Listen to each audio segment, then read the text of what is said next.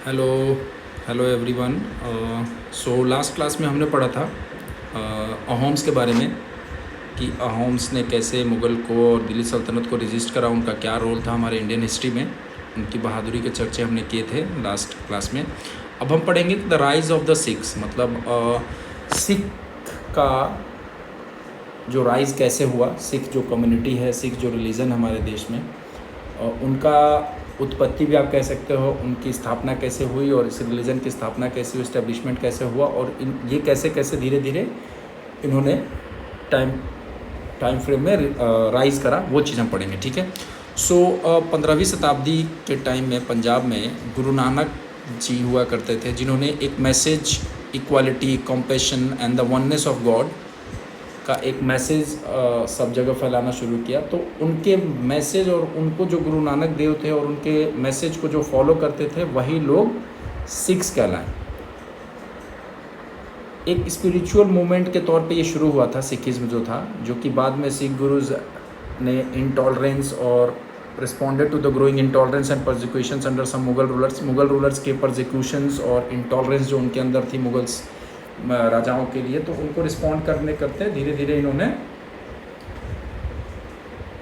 Respond करना शुरू कर दिया था उनके विरोध में भी एक तरीके से। तो स्पिरिचुअल मूवमेंट से एक तरह से धीरे धीरे ये एक रिबेलियस मूवमेंट भी आप कह सकते हो, इंडिपेंडेंस मूवमेंट या रिबेलियस मूवमेंट, इंटॉलरेंस मूवमेंट जो भी है था, उस तरीके से ये कन्वर्ट हो गया था धीरे धीरे। सो जब इम्पेरर जहांगीर जो था, जहांगीर जो शाहजहाँ का बाप था और हुमायूं का बेटा था, आप कह सकते हैं, मुग़ल साम्राज्य का। सो जहांगीर को ये पता चली कि गुरु अर्जन जो थे वो उसके बेटे को, रिबेलियस बेटा एक उनका रिबेलियस जहांगीर का एक बेटा था जो अपने बाप के ही खिलाफ, अपने पिता के खिलाफ उसने रेबल कर दिया था, विरोध कर दिया था। तो उसको गुरु अर्जन ने सपोर्ट कर दिया था, अपने पास रख लिया था एज ए लाइक गेस्ट, या एज ए कह लो कि शरणार्थी के तौर पे उसे शरण दे दी थी। तो उसके कारण जहांगीर ने गुरु अर्जन को टॉर्चर करके लास्ट में मौत के घाट उतार दिया था। अब इसके कारण क्या हुआ था है कि गुरु अर्जन का जो बेटा था, गुरु अर्जन जो थे, उनके बेटे और जो उनकी अगली पीढ़ी थी, गुरु हरगोविंद, उन्होंने सिखों के बीच में इंट्रोड्यूस करा मार्शल ट्रेनिंग। एक सिख आर्मी क्रिएट करी उन्होंने, जो बहुत सारे बैटल्स बाद में जाकर के मुग़ल फोर्सेस के साथ इन्होंने, इनके मतलब ये जो सिख आर्मी थी, इन लोगों ने लड़ा था। ठीक है। ठीक है, कुछ एक बॉक्स में है, डोंट मिस आउट बॉक्स में भी कुछ पढ़ लेते हैं जो इम्पोर्टेंट पार्ट है। जो सिख का एक सेक्रेट टेक्स्ट हुआ करता था, गुरु ग्रंथ साहिब हुआ नहीं करता था, मतलब अभी भी, सॉरी फॉर द वर्ड्स, अभी भी वो सबसे इम्पोर्टेंट इनका एक पवित्र ग्रंथ माना जाता है, गुरु ग्रंथ साहिब। इसको गुरु अर्जन ने ही कंपाइल करा था, उन्होंने ही शुरुआत करी थी इसको लिखने की, उन्होंने ये चीज़ लिखी थी। बाद में गुरु तेग बहादुर के कुछ हैंड्स इसमें ऐड करे गए हैं, फिर और भी बहुत सारी चीज़ें इसमें धीरे धीरे इन्हेंस करते चले गए लोग, बट शुरुआत इसकी कंपाइल जो था, एक बेसिक कंपाइलेशन जो था, वो गुरु अर्जन ने करी थी। ठीक है। अब आगे पढ़ते हैं। 1675 में एक कश्मीरी पंडित का ग्रुप जो था, वो गुरु तेग बहादुर को अप्रोच करता था। ये नेक्स्ट गुरु थे उनके, हरगोविंद से आगे के जो गुरु थे, ये उनकी बात हो रही है, गुरु तेग बहादुर जी का।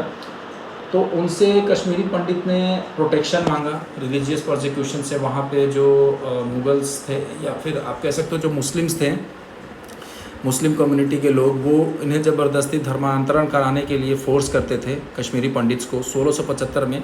तो इन्होंने गुरु तेग बहादुर को अप्रोच करा, तेग बहादुर के पास गए, उनसे मदद मांगी कि मुझे इन सब चीज़ों से हमें बचा लीजिए। सो गुरु डिसाइड करा कि हाँ, मैं इनके साथ खड़ा रहूँगा।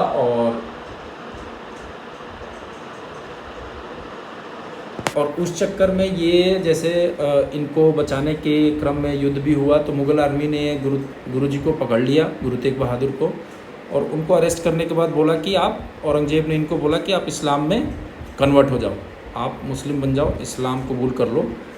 लेकिन कितना भी टॉर्चर करने के बाद भी गुरु ने ये चीज़ कबूल नहीं करी, अपने धर्म को नहीं बदला।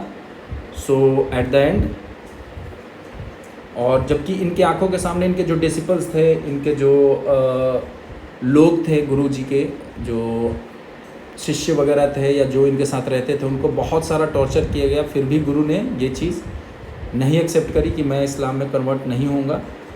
सो औरंगज़ेब ने एक आदेश जारी किया कि इनको चांदनी चौक दिल्ली में, जो आज की डेट में जो चांदनी चौक दिखता है, उस टाइम पे जो चांदनी चौक दिल्ली पे इनके सर कलम करने का आदेश जारी कर दिया। ठीक है, तो गुरु तेग बहादुर जी को वहाँ पे सर कलम कर दिया गया चांदनी चौक पे। अब उसके रिस्पांस में, उसके विरोध में या उसके बदले में उनके जो बेटे थे गुरु गोविंद सिंह जी, जो 10वें और आखिरी गुरु जी माने गए इस सिख रिलीजन के, तो उन्होंने एक खालसा नाम का एक मार्शल टीम तैयार करी, marshal brotherhood committee to justice, equality and defence of the faith which frequently clashed with the Mughal forces at great cost of life. मतलब एक खालसा का गठन किया गुरु गोविंद सिंह जी ने, और जो कि मतलब जस्टिस, इक्वालिटी और धर्म के बचाव के लिए मुग़ल साम्राज्य से लड़ते थे, और उसके बदले में अपनी जान भी गंवानी पड़ी थी इनको भी। सो ये एक देखिए गुरु गोविंद सिंह का एक खूबसूरत सा मिनिएचर बना हुआ है, एक पेंटिंग बनाई गई है फिगर 2.24 में। ठीक है, अब थोड़ा सा कुछ इंपॉर्टेंट चीज़ हम पढ़ लेते हैं जो डोंट मिस आउट में दिया हुआ है एक बॉक्स में, वो इम्पॉर्टेंट है। जो आज की डेट में हम गुरुद्वारा शीशगंज साहिब जो देखते हैं चांदनी चौक पे, जो फेमस शॉपिंग एरिया है दिल्ली का अभी भी, मतलब one of the busiest market in whole India, I think आप कंसिडर कर सकते हो उसको, और बहुत ही फेमस, बहुत ही popular for the shopping, cheaply shopping आप कह सकते हो। तो वहाँ पे एक गुरुद्वारा बना है, गुरुद्वारा शीशगंज साहिब। तो ये वही गुरु जी जो थे, गुरु तेग बहादुर जी, जो 9वें गुरु थे, जिनका सर कलम किया था औरंगज़ेब ने 1675 में, तो उनकी ही याद में ये बनाया गया है। सो सिख रेजिमेंट उनको ऑनर करती है हर साल। 1979 से ये चीज़ शुरू किया गया है कि उनके ऑनर में सिख रेजिमेंट वहाँ जा कर के एक सैल्यूट करती है प्रेसिडेंट के पास, जो रिपब्लिक डे परेड में जाने से पहले, और ये एक powerful symbol of faith and sacrifice in Indian history माना जाता है। ठीक है,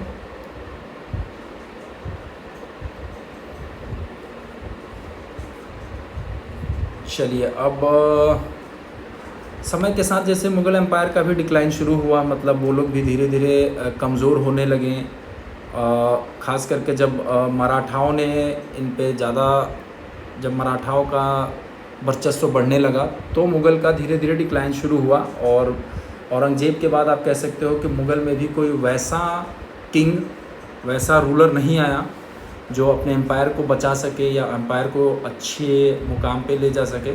सो धीरे धीरे मराठाओं ने इनको कमज़ोर करना शुरू कर दिया, और उसके कारण बहुत सारे सिख के छोटे छोटे कॉन्फेडरेसी ना पंजाब के रीजन में डेवलप हो गए। बहुत सारे छोटे छोटे कॉन्फेडरेसीज़ आप कह सकते हो, वो इमर्ज्ड हो गए पंजाब के रीजन में, और उन्होंने लास्ट में मिल करके महाराजा रणजीत सिंह को 19वीं शताब्दी में अपना नेता या अपना लीडर या अपना जो भी आप कह लो, रूलर तो नहीं कह सकते क्योंकि सब लोगों ने मिल करके उन्होंने चुना था, एक तरीके से इलेक्ट करा था महाराजा रणजीत सिंह।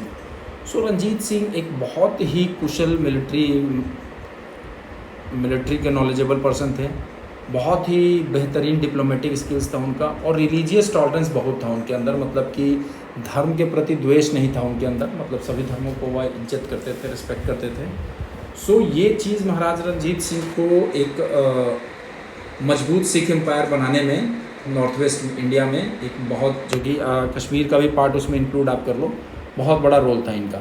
ठीक है, सो मिड 19th सेंचुरी में दिस बहुत movements and under British against. तो इन लोगों ने जैसे 19वीं शताब्दी के बीच के 19वीं शताब्दी तक आप कह सकते हैं, till the mid of 19th century, ये जो सिख एम्पायर था उन्होंने मुग़ल को और बाद में फिर ब्रिटिश एक्सपेंशन को भी इन्होंने बहुत ज़्यादा विरोध करा, बहुत ज़्यादा रोकथाम करने की कोशिश करी। तो they are the brave person, still they are so much strong community आप कह सकते हो सिख। सो गलत को वो बर्दाश्त नहीं कर सकते थे, धर्म परिवर्तन में आप उनका नहीं कर सकते हैं, इस टाइप का उनका एक प्राउड टाइप का वो कम्युनिटी थी। तो इस चीज़ को उन्होंने मेंटेन रखा था और इन्होंने मुग़ल और ब्रिटिश को बहुत ज़्यादा रेजिस्ट करा था, बहुत ज़्यादा रोकने की कोशिश करी थी। एक फिगर है, आप इसको भी थोड़ा सा देख लो कि इस चैप्टर में जो हम पढ़ रहे हैं उसमें मेन कौन कौन से हमने डायनेस्टी को हल्का फुल्का या थोड़ा सा ब्रीफ में या डीप में पढ़ा है। दिल्ली सल्तनत और मुग़ल एम्पायर के बारे में पढ़ा है सबसे पहले तो, फिर हमने पढ़ा eastern Ganga kingdom, Gajapati kingdom, Ahoms के बारे में पढ़ा। अभी हमने आज की क्लास में सिख्स को पढ़ा, फिर उससे पहले राजपूत्स को पढ़ा, बहमनी सल्तनत का पढ़ा था, जो विजयनगर होयसालस को पढ़ा था, विजयनगर एम्पायर, जो कि विजयनगर एम्पायर और बहमनी सल्तनत जिसके बीच में हमेशा युद्ध हुआ करता था। तो ये चीज़ें हमने पढ़ी हैं अभी तक अपने पूरे इस चैप्टर में। ठीक है, तो आज के लिए इतना ही, और नेक्स्ट क्लास में हम पढ़ेंगे कि एडमिनिस्ट्रेशन कैसे चलता था इंडिया में उस टाइम पे। सो दिल्ली सल्तनत से लेकर के मुग़ल और सारी चीज़ों में, सो मेनली दिल्ली सल्तनत में, फिर कैसे मुग़ल में बना, वो सारी चीज़ें अब नेक्स्ट क्लास में हम पढ़ेंगे। तब तक के लिए चलिए, थैंक यू, बाय बाय।